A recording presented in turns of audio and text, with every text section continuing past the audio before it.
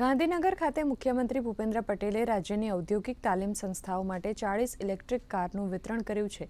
આ પહેલથી motor mechanic ટ્રેડના 8000થી વધુ તાલીમાર્થીઓએ ઈવી ટેકનોલોજી અને બેટરી સિસ્ટમની પ્રાયોગિક તાલીમ મેળવી શકશે। આ સાથે જ શ્રમિકોના સ્વાસ્થ્યની સુખાકારી માટે મુખ્યમંત્રીએ 50 નવા ધન્વંતરી આરોગ્ય રથ અને 6 મોબાઈલ મેડિકલ વાનનું પણ લોકાર્પણ કર્યું હતું। આ રથ દ્વારા બાંધકામ અને સંગઠિત ક્ષેત્રના શ્રમયોગીઓને તેમના ઘર આંગણે જ નિઃશુલ્ક નિદાન સારવાર મળશે। હવે રાજ્યમાં કુલ 206 ધન્વંતરી રથ શ્રમિકોની સેવા માટે કાર્યરત થયા છે। આ પ્રસંગે મંત્રી કુંવરજીભાઈ બાવળિયા અને વરિષ્ઠ અધિકારીઓ પણ ઉપસ્થિત રહ્યા હતા।